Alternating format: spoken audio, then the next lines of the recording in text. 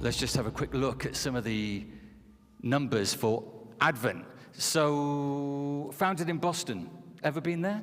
Yeah, a few times. Oh, very good. 89 Europe, we see 96 Latin America. Do you think when they started Advent, were they trying to grow like one of the biggest private equity funds in the world? Was that the goal? I don't think that was the goal. However, one thing for sure is that we rebranded a few months ago.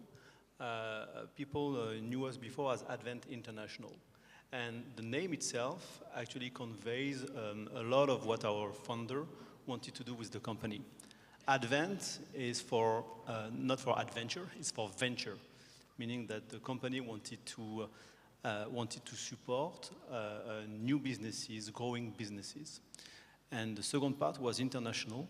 And being Advent International in '84 was not a given, in the sense that the private equity sector was pretty young. It was US only at that time. And our founder had the vision of expanding across US borders. And so I would say yes. From the start, it was supposed to be an international business. Such a large international business, well, PE-wise, I'm not sure that they had that in mind. So 2017, Luxembourg office established. How long have you been there? I'm in Luxembourg at Advent. In Advent? 6 years. 6 years? Yeah. How's it been? So far, so good. That's the correct answer. I'm going to move on, if I may, Gail, because I know time is... Let's just look at some of your data. So, 665 employees across all the countries. You've got 100 billion assets under management. If I just may, the news I see about private equity firms is that it's rather hard to exit. How's it going? It's always been hard to exit. If you want to exit right, it takes time, it takes dedication, it takes luck sometimes.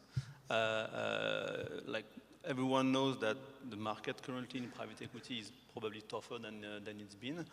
However, we've been either lucky enough or good enough to be able to exit many of our businesses this year. And so I'm knocking on wood and fingers crossing. It's been okay. So it's been a good year for investors that have their money with you? Yes, yes. That's good to hear.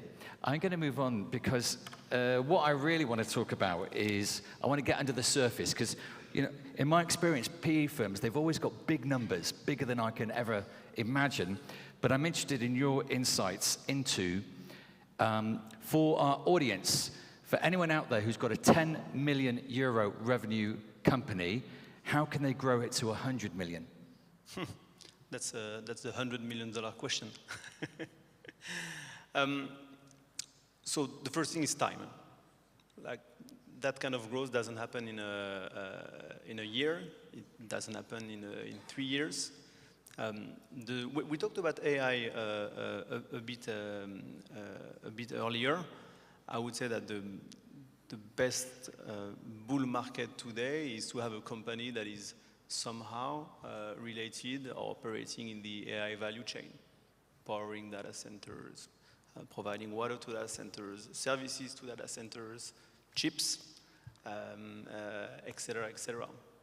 Like being back to a behemoth macroeconomic trend is always a winner move. Like not everyone can do it. If you can't do that, then it's like proper business management, like being good operator, being tough on cost, creative with revenue streams, satisfying your customers. The recipe is the same for PE, for banks, for construction companies alike, and it's been the same for the last few hundred years or so. So, in fact, if I was to ask you for money, is it almost obligatory for me to have AI in my company?